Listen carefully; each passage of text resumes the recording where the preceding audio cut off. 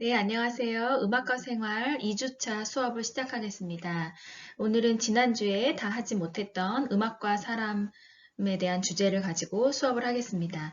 아직 여러분이 지난주 수업을 다 듣지 않으신 분들이 있어서 출석 체크를 아직 안 했는데요. 오늘까지 여러분들이 수강하신 내역들이 저에게 확인이 되면 출석으로 해드리고 내일부터는 지각으로 처리를 하던지 아니면 결석으로 해야 될 것 같아요. 그래서 오늘 중으로는 지난주 수업에 했던 그 강의 감상 일기나 또 여러 가지 영상들을 다 끝까지 잘 감상해 주시기 바랍니다.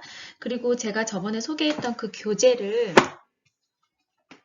이 교재를 제가 자유롭게 사서 쓰시라고 했는데 그래도 이 교재가 어느 정도 가지고 계신지 다 교재를 사셨으면 제가 PPT를 올려드릴 필요가 없으니까 혹시 교재를 사신 분은 뭐 저에게 그 댓글로 교재를 구매하셨다는 것을 좀 말씀해 주시면 제가 준비하는 데 도움이 되겠습니다. 아마 다음 주부터 이제 제가 다시 공지해 드리겠지만 만약에 이 LMS 환경에서 우리가 수업을 할 수 없게 되면 제가 네이버 밴드를 지금 만들어 놨으니까요. 다음 주에는 제가 공지를 다시 하도록 하겠습니다. 네. 지난주에 수업했던 거 좀 기억나세요? 예, 우리 사람을 둘러싼 음악들의 모습들, 초기에 어떻게 음악이 시작이 됐고, 또 음악이 굉장히 신분이, 음악가나 음악의 신분이 굉장히 상승했다는 거, 베토벤 시대 때 돼서 그런 걸 우리가 살짝 살펴봤고요. 오늘은 그 다음 부분 보겠습니다. 아, 네, 오늘은 인류 문명의 발달로 인해 음악의 범위가 확장되었다는 것을 좀 말씀드릴게요. 제가 처음에 여러분에게 알람 소리를 듣고 일어나셨는지 우리가 가지고 있는 이 모든 소음들도 음악의 한 범주다라고 규정을 내렸던 현대 음악가들이 있다. 그렇게 말씀을 드렸었죠. 이런 식으로 인류가 문명하고 사람들의 사고가 깨어짐으로 인해서 음악이라고 범위 내려지는 것들이 굉장히 다양해졌어요. 그래서 그 범위가 크게 확장이 되었습니다. 예를 들면 대표적으로 네, 교재가 혹시 있으신 분은 교재 167쪽에 보시면 이게 자세하게 나와 있는데요. 교재 없으신 분은 그냥 들으시고 교재 있으신 분은 한번 펴보세요. 167쪽. 여기 보시면 제목에 4분 33초 동안 무슨 일이 있었을까? 예, 교재 이렇게 되어 있는데 이 존 케이지라는 현대음악 작곡가의 작품이에요. 작품명은 4분 33초. 네, 여기 옆에 나와 있는 것이 악보입니다. 그래서 이 악보에 보시면 뭐가 보이세요? 뭐 높은 음자리표, 여기 이런 데 높은 음자리표 있고 낮은 음자리표, 그다음에 뭐 세로줄, 뭐 이런 거 정도 끝세로 겹세로줄 이런 거 있고 그다음에 1악장, 2악장, 3악장. 이 정도만 있고 이게 악보가 전체가 끝입니다. 그러면 사람들은 뭘 연주를 할까요? 네, 제가 첨부해드린 파일로 한번 감상을 해보시는데 연주자가 나와서 그 자리에 앉아서 가만히 있습니다. 아무것도 하지 않고 4분 33초 동안 가만히 있어요. 심지어 이 악장 사이에 건반의 뚜껑을 원래 우리는 피아노 뚜껑이 이렇게 열려 있잖아요. 근데 뚜껑을 앞에 무대에 걸어 나가서 뚜껑을 닫아요. 닫고 1악장이 끝나면 시간을 초를 재고 1악장이 끝나면 뚜껑을 열어요. 그랬다가 또 잠깐 쉬었다가 2악장 시작할 때 뚜껑을 닫아서 또 시간을 재고 그 시간이 끝나면 다시 피아노 뚜껑을 열어요. 그리고 쉬었다가 3악장이 시작하면 피아노 뚜껑을 닫고 다시 피아노 연주가 되는 것처럼 시간을 재다가 그게 끝나면 다시 건반 뚜껑을 열어요. 그리고 완전히 4분 33초가 끝나는 거예요. 그래서 이 연주를 처음에 존 케이지가 했을 때 사람들 반응이 어땠을까요? 이게 뭐야? 뭐 하는 거야? 뭐, 왜 피아노 안 쳐? 장난해? 뭐 이런 등등의 여러분들 상상하시는 그런 것들 반응을 보였겠죠. 뭐, 뭐가 잘못됐나? 또 어떤 사람은, 이렇게 할 거면 내 티켓 값을 환불해줘. 라고도 했을 거고, 이렇게 웅성웅성 거렸겠죠. 근데 존 케이지는 그것이 음악이다. 라고 규정한 첫 사람이었습니다. 네, 좀 말이 안 되죠. 여기 교재 보시면 167쪽에 제가 읽어드릴게요. 객석엔 새로운 곡을 감상하고자 하는 열의로 가득 찬 청중들이 연주자를 기다리고 있다. 무대 위에는 잘 조율된 피아노 한 대가 놓여 있다. 이윽고 검은색 연미복을 입은 연주자가 자신 연주할 곡에 대해 생각하며 피아노 앞으로 걸어간다. 뭐 마음을 가다듬는다. 연주를 하지 않고 가만히 앉아만 있는다. 숨죽여 기다리던 청중들은 웅성거리기 시작한다. 그러던 중 연주자가 일어나 청중들에게 인사를 하고 들어간다. 정확히 4분 33초 동안 일어난 일이다. 네, 이 곡이 우연성 음악이라고 해요. 그래서 이런 식으로 우연적으로 벌어지는 그 당시의 상황, 그것이 음악이다. 그러니까 그 음악은 일회성이 되는 것이고 그 다음에 다른 공연에 가서 존 케이지의 4분 33초를 연주하면 이번에 또 다른 웅성거림이 있겠죠. 또 소리를 지른다든지 아니면 어떤 사람은 이제 이 이야기를 듣고서는 뭐 그럴 줄 알았어 라든지 뭐 아니면 조용하든지 기침을 한다든지 이런 식으로 그때그때 우연적으로 일어나는 그 소리들, 그 소음들이 그것이 음악이다라고 존 케이지가 규명하였죠. 이 작품은 믿기 어렵겠지만 3개의 악장으로 구성되어 있고 피아노 뚜껑만 3번 열고 닫은 후 정확히 4분 33초 동안 연주자가 퇴장하는 작품이다. 그래서 실제로 이 공연을 했을 때 사람들이 화를 내고 뭐 그랬다고 해요. 그리고 뭐 휘몰아치는 바람 소리도 들렸고 빗방울 소리도 들렸고 또 어떤 사람은 뭐 이렇게 전류가 흐르는 소리가 들린다 뭐 이런 사람도 있고요. 그래서 이 작품에 대해서 생각할 부분 3가지가 여기 교재 168쪽에 나와 있는데요. 첫째는 제도화된 예술에 대한 비판. 네, 누군가 걸어 나와서 악기를 연주하고 인사하고 이런 모든 것에 대한 비판이다. 그 다음에 두 번째는 음악을 둘러싼 혹은 음악과 무관한 환경 자체, 그 소음 자체를 의식화하려는 존 케이지의 의도를 볼 수 있는 것이고요.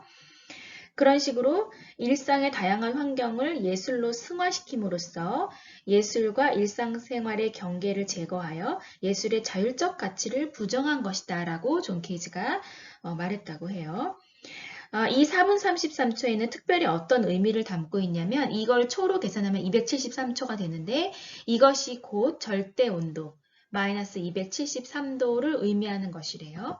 그래서 이 지점이 됐을 때 분자의 열운동이 완전히 정지한다. 뭐 이런 의미를 가지고 있다고 하는데 그러나 그것을 뭐 파악하면서 이걸 다 감상한 사람은 없겠고 하여튼 대단한 것은 이 작품이 발표된 다음에 굉장히 논란거리가 되었어요. 그리고 현대 음악사에 크게 한 획을 걷는 이 이후에 발표된 다양한 우연성 음악의 시초가 되는 그런 아주 귀중한 그런 시도였다고 볼 수 있겠습니다. 이 다음에 어떤 작품들이 또 나오냐면요.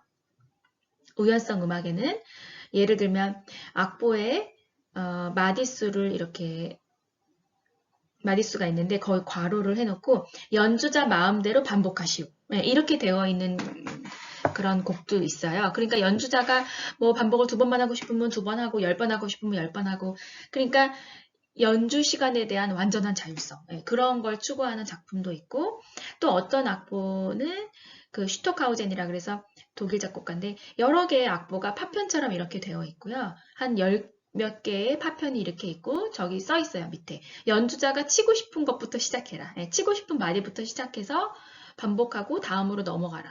연주자 마음대로. 그러니까 그런 것은 오늘 여기서 이 연주자가 연주하는 거랑 다른 장소에서 또 다른 연주하는 거랑은 언제나 매번 다른 사운드가 나올 수밖에 없거든요. 그래서 이런 연주를 하여튼 이런 걸 시작하게 된 시초가 이 존 케이지라고 할 수 있어요. 그래서 제가 이 교양 수업으로 이 존 케이지를 소개하면 상당히 많은 학생들이 충격을 받고 존 케이지가 이번 학기 동안 가장 기억에 남았다 이렇게 말씀하시는 분들도 많이 있더라고요. 그래서 현대 음악에 이런 범주를 포함했기 때문에 우리가 누리고 있는 음악의 범위가 굉장히 확장됐다 그런 걸 알 수 있죠.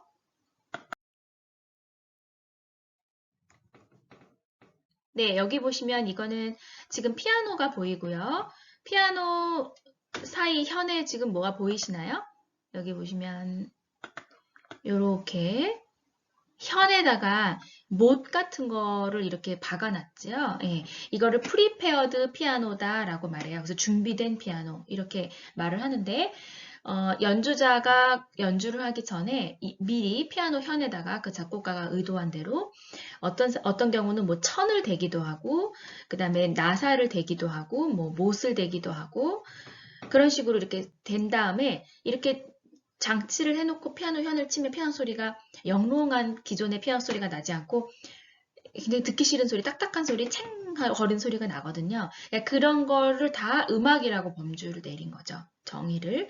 그래서 이런 피아노로 요즘에도 실제로 공연을 했고 저도 공연을 해봤어요. 제가 대학교 2학년 때인가요? 그 작곡가 선생님이 부탁을 하셔서 근데 이런 피아노는 이렇게 좋은 피아노로는 이걸 못해요. 너무 현이 망가지기 때문에 특별히 좋은 예술의 전당이나 이런 홀 같은 경우는 프리페어드 피아노를 할 수 있는 여분의 피아노를 항상 놔두죠. 그래서 조금 다소 험하게 써도 되는 그래서 그런 피아노에다가 미리 분필 같은 걸로 이 현에다가 이렇게 색칠을 해놓고 있다가 뭐 연주 도중에 그 작곡가가 원하는 마디가 나오면 일어나서 그 체크된 현을 누르면서 뭐 튕긴다든지 그런 식으로 연주를 하죠. 그래서 저도 모르겠어요. 이게 뭐 아름답다 그런 건 모르겠지만 어쨌든 피아노로 낼 수 있는 기존의 우리의 그런 아이디어들 그런 걸 완전히 바꾸는 그런 계기가 되는 거죠. 또는 피아노 건반 밑에 바닥에서 피아노 건반을 손톱으로 긁어서 빨래판 소리를 내는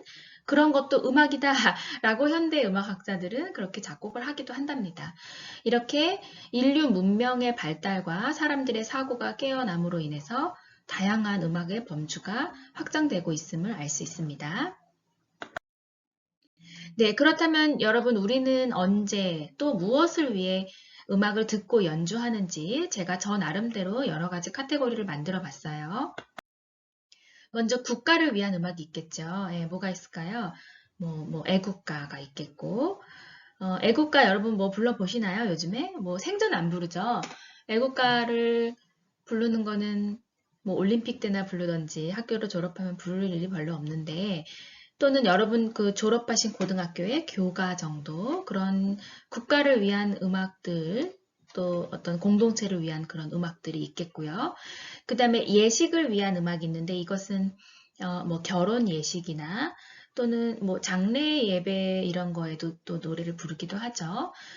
그런 예식을 위한 음악들이 있겠고 제사 이것은 우리나라 아주 전통적으로 그 종묘 제례악이라 그래서 전통적으로 제사를 위한 음악을 만들어서 선조들이 부르고 연주하고 그랬죠. 그런 제사를 위한 음악이 있고 또 미디어를 위한 음악이 있는데 이거는 예를 들어서 뭐 광고나 그런 것을 위해서 음악이 사용되는 경우를 말하거든요. 그래서 그 뭔가 제품을 훨씬 더 그럴듯하게 보여주는 그런 음악들이 있겠고 또 아까 말씀드린 대로 예배, 신을 찬미하는 그런 예배의 음악이 있고 그 다음에 그냥 오직 춤을 추기 위해서 사람들의 유흥을 위해서 옛날에는 그 춤도 굉장히 왕권 강화하는데 큰 영향이 있어서 그 루이 14세 이런 사람들은 춤을 잘 춰야 귀족들에게 인정받고 왕권이 강화됐었어요. 그래서 실제로 춤을 굉장히 많이 췄는데 그런 식으로 춤을 위한 음악들도 많이 작곡이 되었죠. 또 정서를 위한 음악 이거는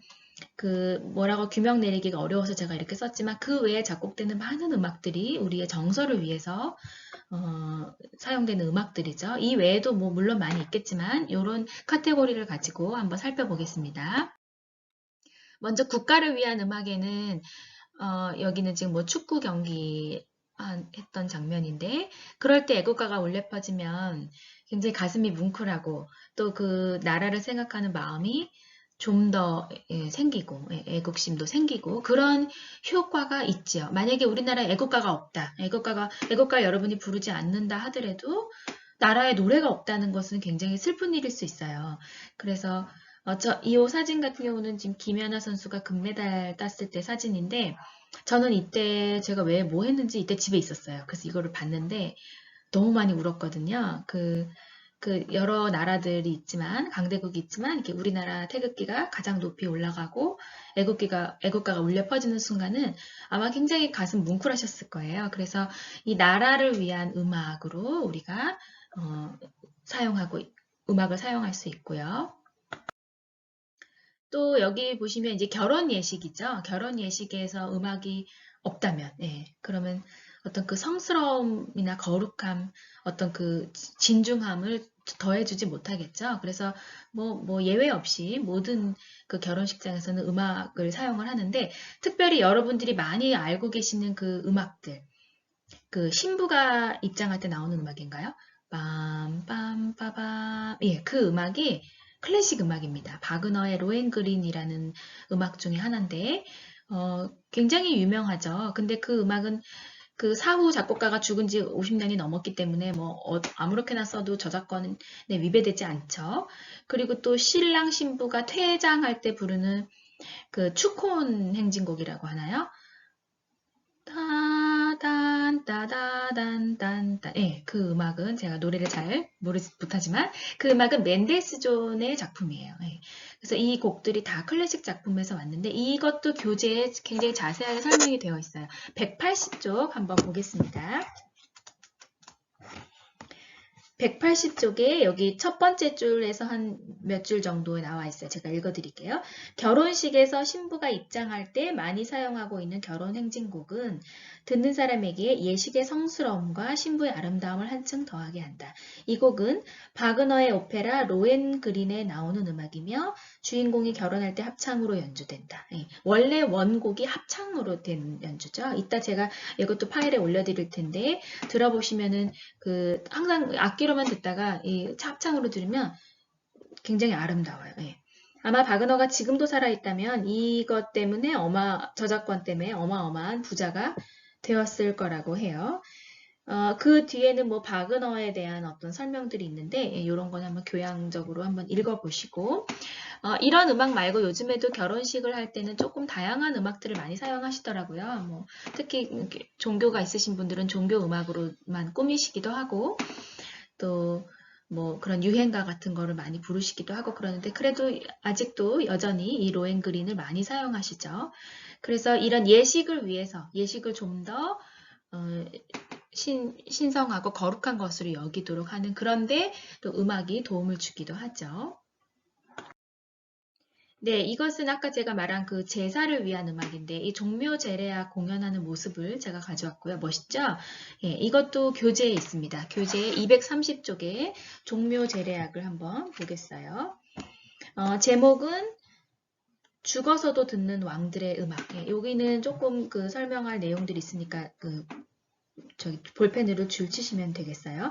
조선시대의 왕들은 죽어서도 1년에 4번씩 음악을 들을 수 있다. 예, 그 실체가 무엇인가? 그것은 종묘 제례악, 거기 줄 치시고 종묘에서 제례를 행할 때 연주되는 음악이다. 그 종묘는 실제 지금 현재 종로구에 위치하고 있고 조선시대 역대 왕과 왕비 또 그 추존왕과 왕비의 신주, 또 공신들의 위패를 봉안하고 있으며 정전과 영영전 건물을 중심으로 한 23개의 부속 건물로 이루어져 있다고 하죠. 네, 여기 총 11명의 왕과 30명의 왕비들, 또 영년전에 15명의 왕과 17명의 왕비가 모셔져 있다고 하고요. 이게 중요한 게 아니라 요 밑에 매년 5월 첫째 일요일에 제례의식이 거행된대요. 여러분 뭐 경복궁이나 이런 데 가면 실제로 그 정해진 시간에 이런 옷을 입으신 분들이 행진하는 것들을 볼 수 있는데 이 종묘 제례악이 이렇게 연주가 돼요. 지금도. 사정에 따라 다소 날짜가 변경되기도 하지만 가능한 이날에 제례의식을 행한다고 해요.